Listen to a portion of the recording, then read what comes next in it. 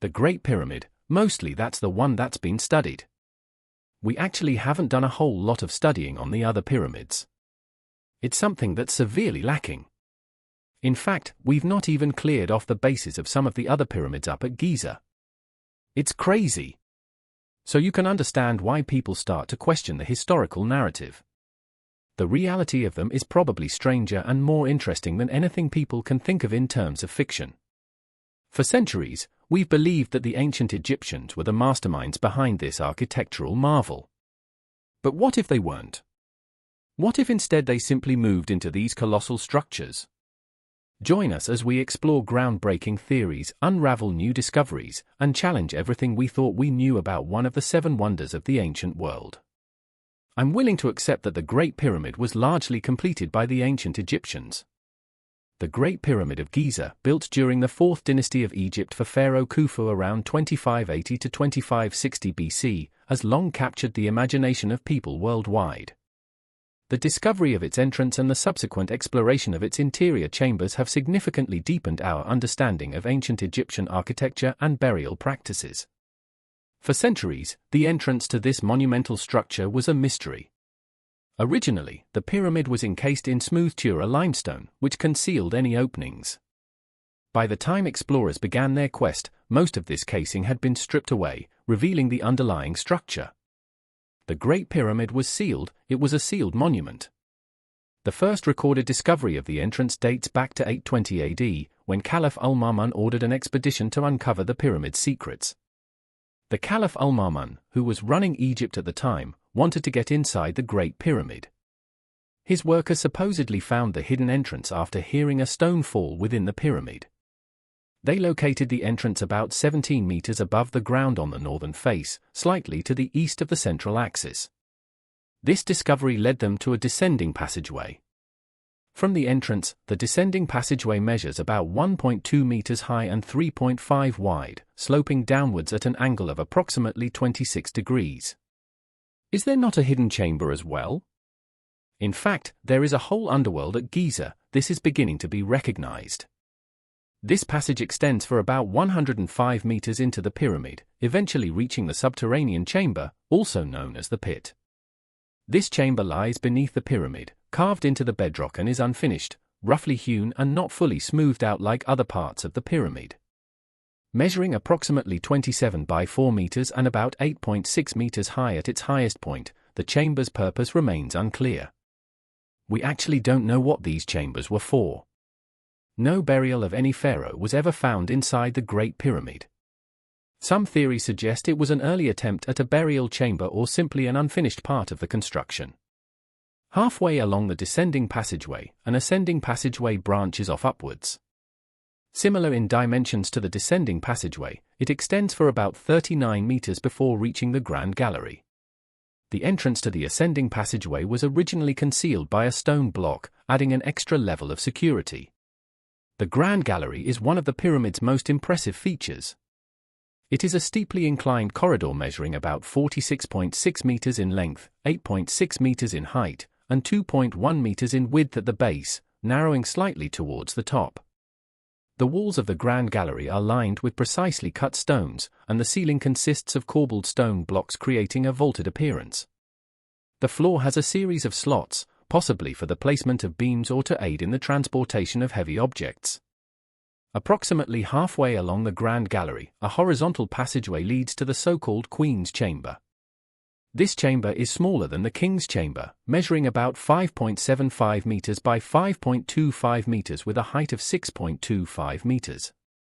The walls are smooth and the ceiling is pointed, forming a gabled roof.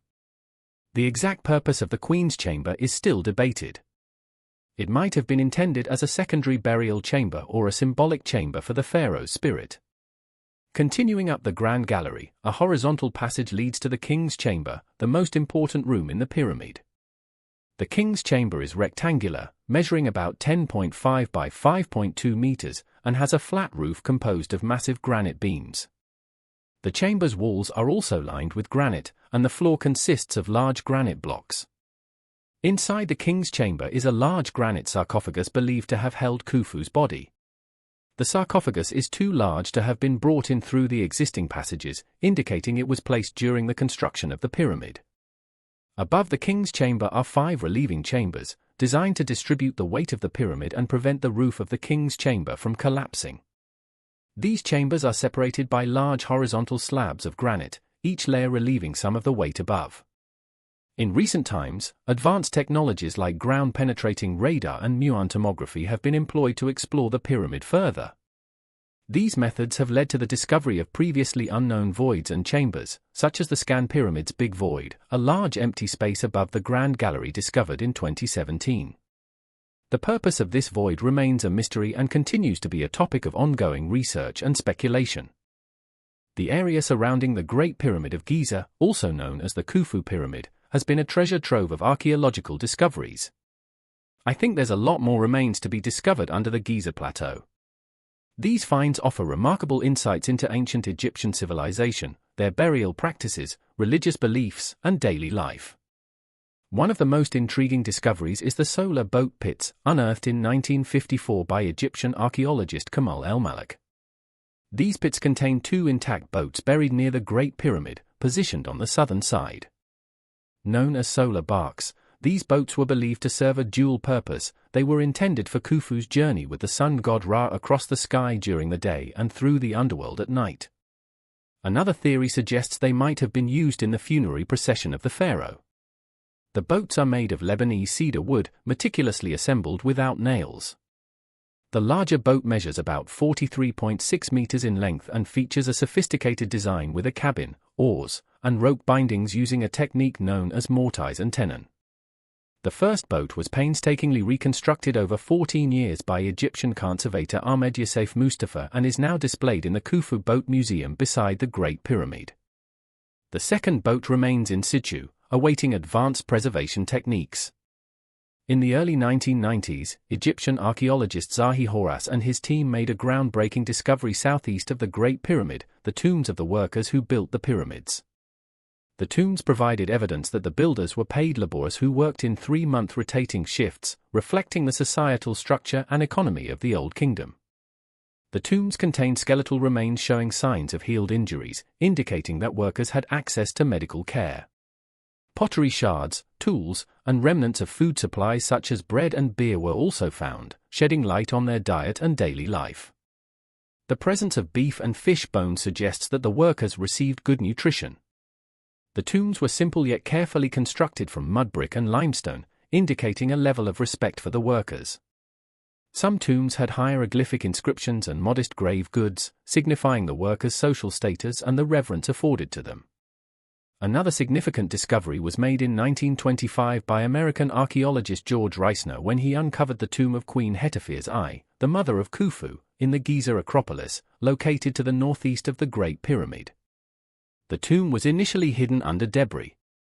The tomb contained a large cache of funerary equipment, including a golden throne, a gilded bed with a canopy, chairs, a palanquin, and various personal items such as jewelry and cosmetic boxes. The craftsmanship of these items highlights the luxurious lifestyle of the royal family and the high level of artisanship of the period. Interestingly, Hetepheres' body was never found, leading to theories that her mummy might have been relocated or never placed in the tomb. Some suggest the burial equipment might have been prepared in anticipation of her death but used for another purpose. The remains of Khufu's pyramid temple have been uncovered through various excavations conducted over the years, with significant contributions from archaeologists such as Mark Lehner and Zahi Hawass. The pyramid temple was a site for offerings and rituals to honor the deceased pharaoh Khufu. It played a central role in the funerary cult, where daily rituals and ceremonies ensured the pharaoh's immortality. The temple's remains include large limestone blocks, column bases, and fragments of statues and altars. The temple layout typically featured a courtyard, a hypostyle hall, and sanctuaries. The temple was connected to the pyramid by a causeway, which was used for processional purposes. Various small artifacts, including inscribed blocks, offering tables, and fragments of statues have been found. These artifacts shed light on the religious practices of the time, the artistic styles, and the materials used. Notably, fragments of a life-sized statue of Khufu have been uncovered, providing insights into the pharaoh's appearance and royal iconography. The tomb of Kenet, or Queen Kentkore's Eye, discovered by archaeologists in the early 20th century, is also referred to as the fourth pyramid due to its unique design.